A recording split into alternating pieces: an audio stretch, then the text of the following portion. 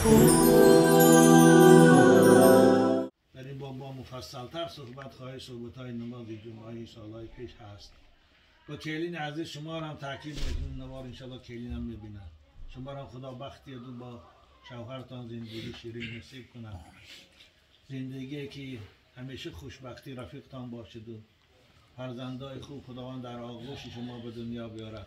شما هم در نوبت خود اول بندگی خدا را کنه، نمازاتان خانه کلین. در این را اکثری زنهای تاجیکی ما، اکثری دخترای تاجیکی ما نسبت به نماز بی‌پروا هستند. خواهرای عزیز، خداوند عبادتی بندگیش به مرد و زن برابر فرض کرده است. زنها هم از وقتی به سنی بلوغ میرسند به عذر زنانی که در آمد نرسیدند تا آمدن مرد نماز در گردن شما هم فرض است. شما را خدا پگم میپرسه بندی من تو رو زیباگی دادم، من تو رو لطافت دادم، من تو رو نزاکت دادم، من تو رو عنوان دختری و مادری و خواهری دادم، من تو رو نفقت و احترام تو بالای پدر و مادر و شوهر و برادر لازم گرداندم، چی بندگی برای من کردی؟ خواهرای عزیز، این سوال برای جواب تیار کنیم. شما فقط برای کرسکی کنی و قاشچینی و در کوچه ها گشتن نآمدید. شما برای عبادت و زندگی مقصود بهری بندگی است. زندگی بی بندگی شرمندگی است. بعد از عبادت پروردگار کلین عزیز شوهرت احترام کن، شوهرت دوست دار، نسبت شوهرت با آداب باش، نسبت شوهرت با وفا باش، با حیا و با عفت باش. خواهرای عزیز بازم میگویم زیباگی زن آدابش است، زیباگی زن حیا و عفتش است، زیباگی زن خوش اخلاقیش و زبان شیرینیش است، زیباگی زن شوهر دوستداری است، زیباگی زن هنرمندی و کیوانگی است، زیباگی زن خانشینی است. آره خانشینی گفتم این حتمی نیست. اگر رفت روزگار شما کلام باشد، درآمدی شوهرتان شما را تامین کرده نتاند، میتونی کار کنی. اسلام برای شما اجازه داد از کار کردن. رسول اکرم ده ان الله اذن لکن ان تخرجن لحوائجکن، شما رخصت لیکن کاری به خودتان مناسب به خانمیتان مناسب کار کنی، نه با مردها آمیخت و الدرش. نه برای من خواهر عزیز اگر ضرورت نباشد وظیفه شما خانشینی است. 1400 سال 300 سال 200 سال پیش فردوسی گفته بود زنان را بود بس همین یک هنر، کشینند و زایند شیران نر. هنری خانم خانشینی است، هنری خانم شوهر دوستداری است، هنری خانم پاسبانی مال و ثروت و عزت و ناموسی شوهر است. هنری خانم فرزند خوب به جامعه تقدیم کردن است. این از خواهرای عزیز هنری شما. لیکن در این باب بسیار نمیگم زیرا که بعضیا ناراحت میشه از شنیدن آواز من. خلاصه شوهرتان رو دوست داری بچن. رسول خدا میگه هر مرد خانم 5 وقت نماز سخانه، رمضان مبارک روزش دوست داره، با حیا و با عفت باشه، یعنی در شوهرش در ناموسش خیانت نکنه، در مالش خیانت نکنه، در فرزندای شوهرش خیانت نکنه، شوهرش دوست داره و با او زندگی شیرین کنه، روز قیامت از کدام داری که خواهر بهش میداره. خواهرای عزیز این دنیا جای فناست، جوانش پیری داره، شادیش غم داره، خرسندیش ماتم داره، تن صحتیش بیماری داره، بایگریش کم بغلی داره، پادشاهیش گداهی داره، حیاتش مرگ داره. کل شیء هالک الا وجهه. اگر سخنی من باور نداری اطراف نگاه کن، بی ماماد کجا شد، بابات کجا شد. ببین بیمارخانه ها پر از بیمار هستن مگر ویا تن صحت نبودن.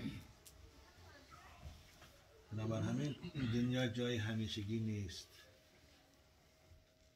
جای همیشگی برای شما خداوند بستان سرای بهشت آماده کرده. خواهرای عزیز خدا برای شما لباسای زیبا، گوشوار و چله و بریلیانتی طلا براتان آماده که یحلون فیها من اساور من ذهب و لؤلؤا و لباسهم حریر. اینا برای شما هستند. پیغمبر خدا تا گفتن ولنصیفها علی رأسها خیر من الدنیا و ما فیها. یک رویمال حضرت، یک چیزی ساده که زنهای ما دارن، رویمال سرپوشان است. هم یک رویمالی که خدا برای بهشتی ها، خانم های بهشتی شما خواهرای عزیز، اگر با آداب و با حیا باشه، شوهر دوست باشه، اگر نمازاتان خانه برای شما یک رویمالی که در جنت آماده کرده است. اگر امروز در دنیا اوکسیان میشد انگلیاده میموندن، همه دنیا رو میلیارد و تریلیون هاش با او برابر شد نمیتونست. از زیباگیش و نازکیش و شفافیش، چه جایی که لباساش است، چه باید جایی که پاپوشی هاش است، چه جایی که زیورها و اسباب آرایش است، چه جایی که خوشبویی هاش است، همش برای شماست خواهر.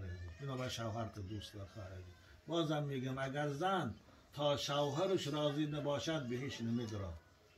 حتی زن به اجازت شوهر از خانه بیرون رود، خود به جایی که میرد خانه پدر میرد، خود دکتر میرد، باید شوهر شپرسد، باید خسر خشتامان شپرسد، به اجازت میرد. لعنت الملائکه حتی ترجع، تا بازگشت آمدنش ملائکه الهی رو لعنت میکنه.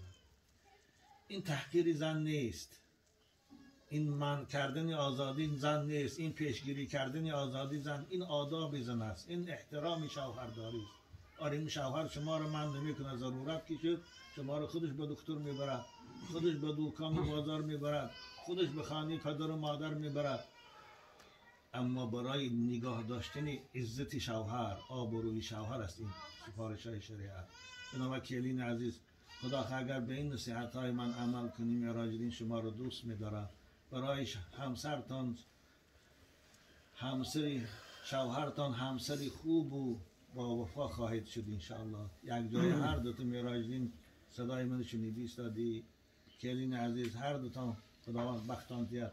تاکید میکنم که پدر و مادرتان احترام کنید، پدر و مادرتان دوست دارید. معراج دین هم پدر و مادر شما رو احترام کند، دوست دارد. شما هم کلین عزیز پدر و مادر معراج دین دوست دارید، همچون پدر و مادر خود احترام کنید. رسول خدا میگه من لم یوقر کبیرنا فلیس منا. کسی کلانسالهای ما را حرمت نکنه او از راه و رویش من نیست.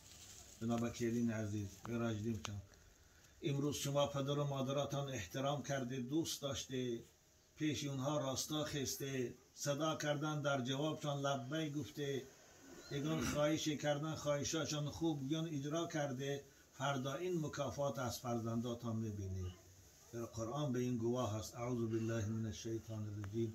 من عمل صالحا فلنفسه و من اساء فعلیها و ما ربک بظلام للعبید.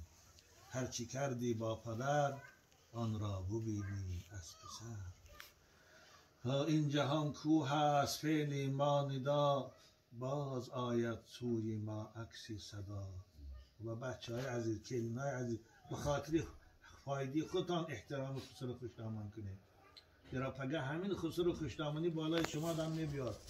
همون خدایی که امروز محبتی خسر و خوشتامان از دل شما گرفت، نسبت خسر و خوشتامان بیرحمی میکنه، میبره در به صاحب خانه میپرتایه، ان همون خدا فردا محبت بچه و دخترم از دل شما میگیرد. شما اونها دیگه دوست نمیدارن. نبا کوشش کن کلین عزیز معراج دین چند پدر و مادر. این پدر و مادر خیلی کم یافت است، خیلی قیمت است. همه چی یافت میشد اما پدر و مادر یافت نمیشه. من اسکندر، من پدر و بی همه چی دارم اما کنی مادر عزیزشان یابن، کنی پدرشان یابن، نه نمیابن. بنابر کوشش کن دعا اینها رو گیرسن.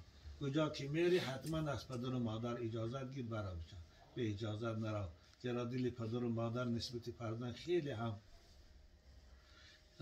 حساس است. تا آمدن شما شب خوابش نمیبرد اگر به اجازت کجای رفته و نپرسیده باشه.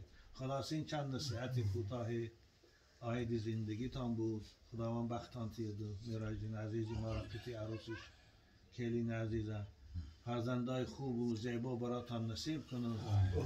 حاج محمد الله را در خانه شادی و خرسندی و این لحظه های شادی را، این لحظه های خرسندی را برای باقی مانده فرزندا و نبیرهاش خداوند برپا شدنش نصیب گرداند.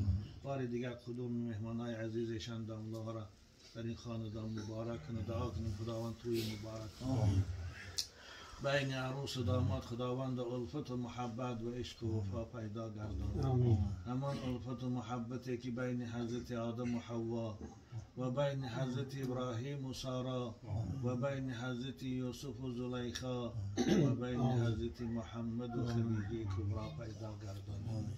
الحمد لله الذي اطعمنا و سقانا و کفانا و جعلنا من المسلمین. آمین.